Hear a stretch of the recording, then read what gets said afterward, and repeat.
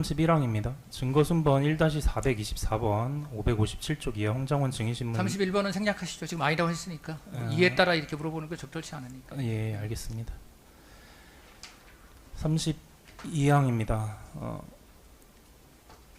증거순번 2-471번 5431쪽 2월 5일자 윤상현 의원 페이스북 SNS 게시물 제시하도록 하겠습니다.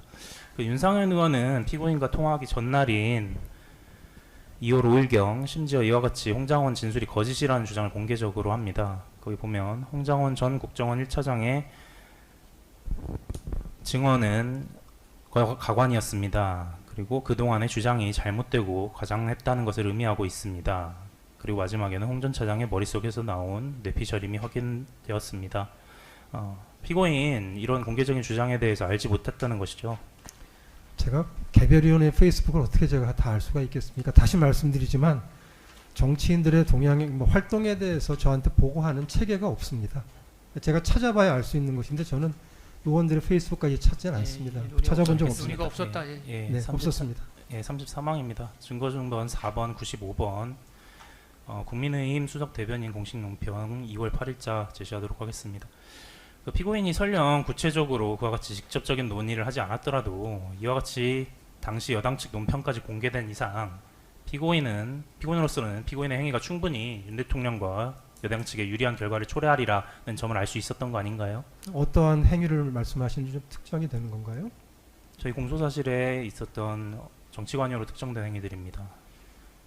2월 4일 날 홍장원 차장이 헌재 증언을 했고 거기서 몇 시에 어디서 메모를 썼다는 얘기가 나와서 제가 제 헌재 출석에 대비해서 팩트가 맞는지 누가 실장이라고 하는데 얘기를 해가지고 저희가 확인을 한 것입니다.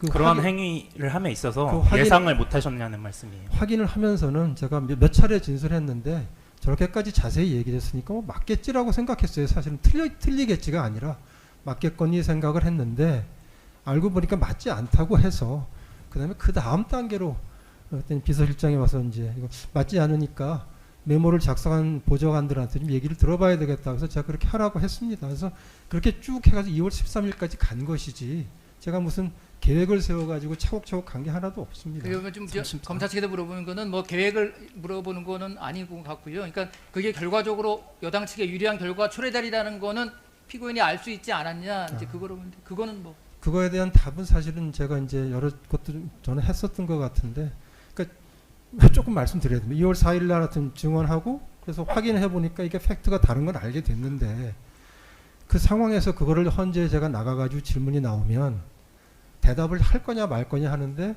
알고 확인된 사실을 대답하지 않는 것도 사실은 인위적으로 문제가 있기 때문에 자규적이고 인위적이고 보기에 따른 정치 개입이기 때문에 저는 그냥 확인되고 파악된 사실 그대로 얘기하자고 얘기를 했습니다. 그렇게 할 수밖에 없다고 그냥 생각을 했고요.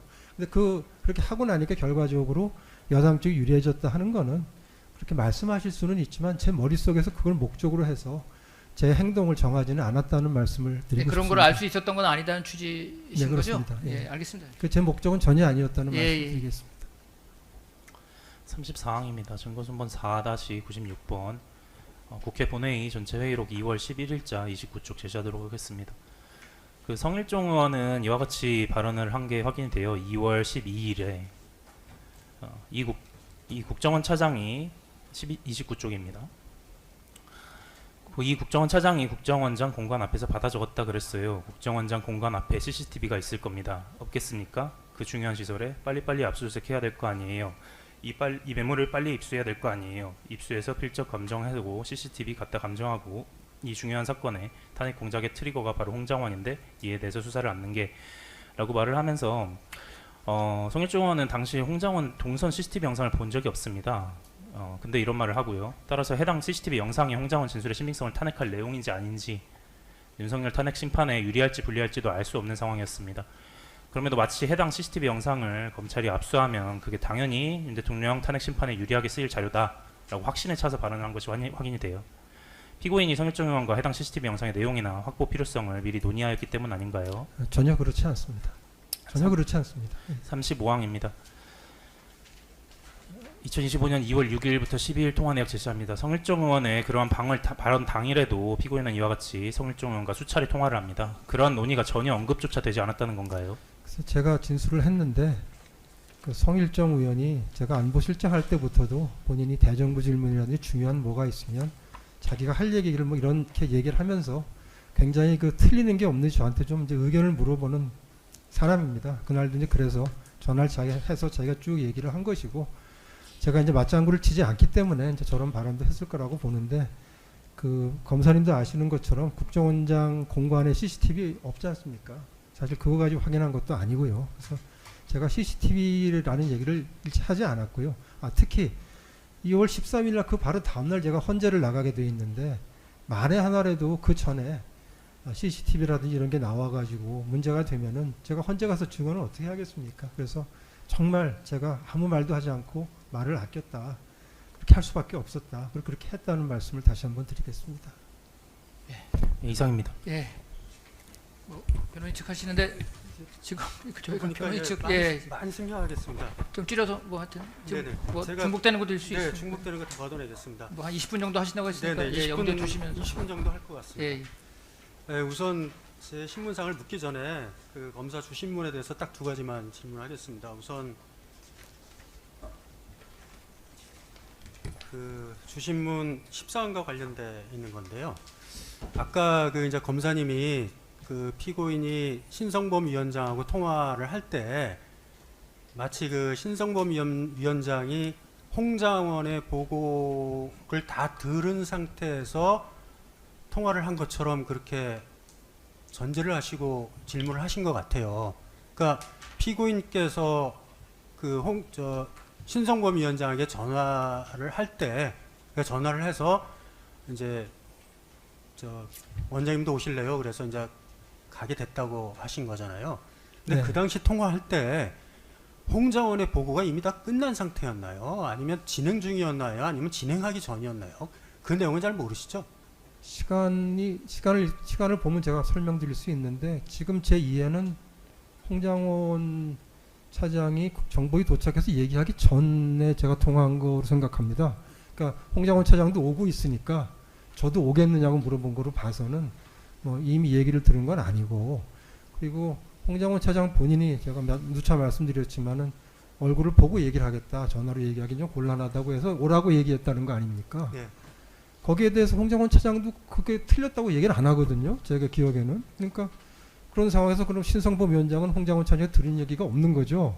근데 저한테 뭘 공유할 수 있겠습니까? 예. 그러니까 결국은 신성범 위원장이 이제 언론 보도가 나니까, 조선일보 10시 43분경인가 조선일보 언론 보도가 나니까 아마 홍장원 1차장한테 물어보고 어떻게 된 거냐 그랬더니 홍장원 차장이 전화로는 말씀드리기가 좀 어렵고 얼굴 보고 말씀드리겠습니다 하고 정보위로 간 거잖아요. 그렇습니다. 그날 사정이. 예, 그렇습니다. 그리고 나서 갑자기 그 속보가 뜨니까 이제 피고인께서도 이제 홍장원 차장을 연락을 취해봤지만 안 되고, 그래서 신성범 위원장에 전화를 했던 거고, 어떻게 된 거냐 그랬더니 신성범 위원장이 본인이 와서 해명한다고 그러니까 그런 사정을 설명을 해주고, 또 피고인한테도 그럼 원장님도 오시려면 오시라고 그래서 따라가신 거죠. 그렇습니다.